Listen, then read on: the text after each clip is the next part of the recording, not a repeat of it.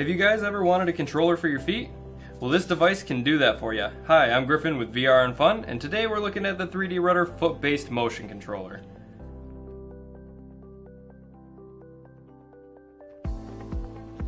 When I say foot-based motion, I'm not kidding. The 3D Rudder has a full range motion including swivel and 2 pressure plate buttons when pushing in on diagonal points of the board.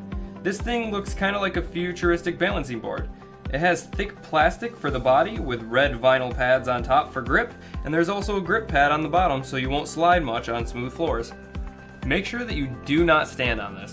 There are multiple warnings saying this, including right in the middle of the board. The dimensions are 13.39 by 2.84 inches or 340 by 72.5 millimeters with a weight of 3.79 pounds or 1.8 kilograms. On the box, it says it's only compatible with Windows, and I have found nothing to denounce that. It uses a USB Type-A interface with a USB power source. On the software side, I found the user interface clean and nothing too fancy. First time using the software can become a bit confusing. After spending some time with it, now I somewhat understand all the options. Personally, I would love to see a walkthrough video from this company explaining the software in detail and maybe some tips and tricks for the new time user of the 3D Rudder. Like I said, it's very confusing when you first start it up and try to use it. Besides that, the amount of customization is incredible. You can be very detailed and precise with your movement by adjusting the dead zones, acceleration, sensitivity, what button tethers to what movement or in-game function, and the speed of movement in the game, which is only for VR Unleashed. What is that, you ask?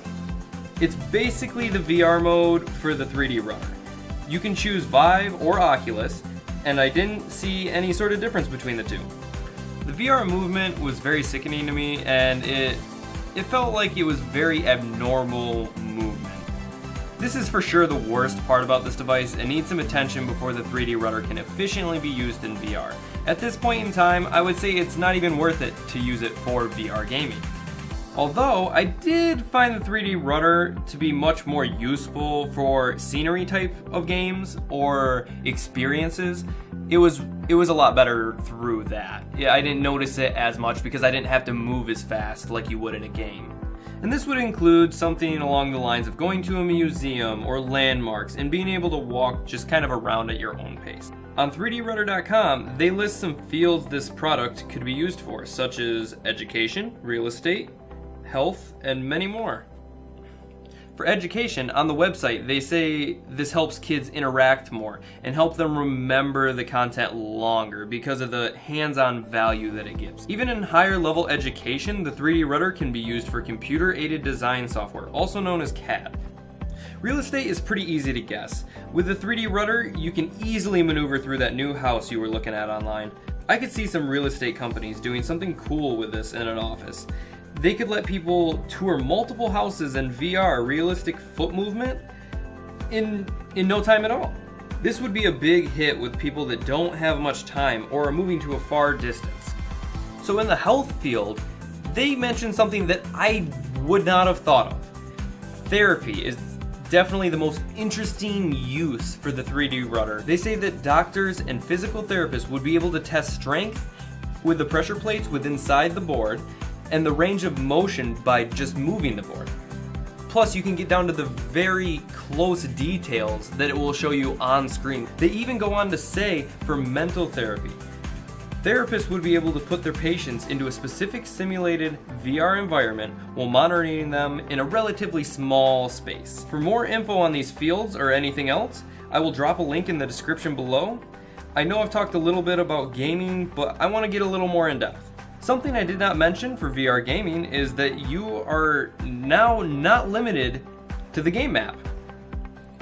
You are now unleashed and can fly anywhere you want. And that's a part of doing the VR Unleashed. There's the Vive Unleashed and the Oculus Unleashed. Be warned, in most games, when you move off the map and try to load, you will still be at that same distance away from where you were supposed to be when you load.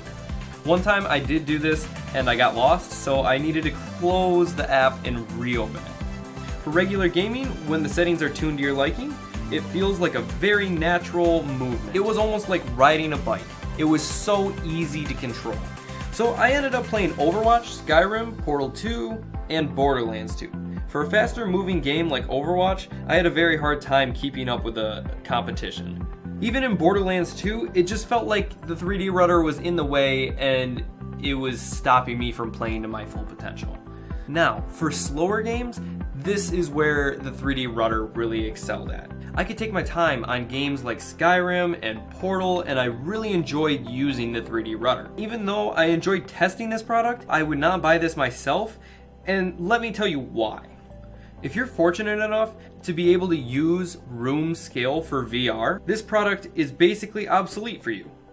It's much easier to play games standing up and actually walk over to something than using the 3D rudder. 3D rudder does do a good job of this, but it's just not the same. It's so much quicker to just use the controller, move over, and then walk to your destination.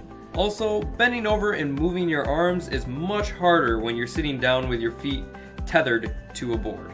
The 3D rudder is valued at $140. If you do order this, they give you a fast delivery 30-day trial period. So you can even see if you like it, and then if you don't like it, just send it back.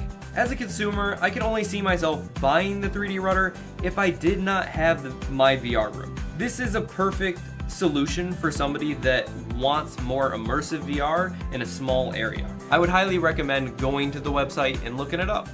It's actually very interesting on what you can find on the website and how they talk about how it works and what you can use it for. I would give this product a 6 out of 10, only because of the motion sickness. If this does get fixed, I would give this thing a respectable 8 out of 10. This thing is very well made, it feels structurally sound, and it's very accurate and it's very customizable. I personally think more gamers would shy away from this thing because it does slow you down in the game. But that is just my thought. I want to know what you guys think in the comments below. I wanted to give a quick shout out to 3D Rudder and sending this thing to us to let us review. It was really cool to review, and I really enjoyed reviewing it. It was something different that I've never used before. I also want to give you guys a thanks for watching this video. And if you have any questions, leave them in the comments below. If you liked the video, give us a thumbs up. If you disliked the video, give us a thumbs down. And if there's anything else you want to talk about, just drop it in the comments below. Thanks, guys. See you later.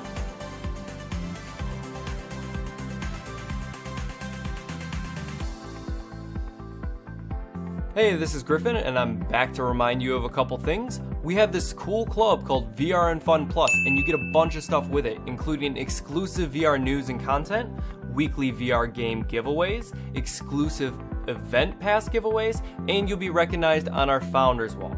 And this is all only $5 a month. Top of already having a chance to win all this cool stuff, you're helping us out to bring more videos to you guys that you love. To sign up for VR and Fun Plus, it's really easy. All you gotta do is go to vrandfun.com, and there should be a banner at the top of the screen. All you gotta do is click on that and sign up through Patreon.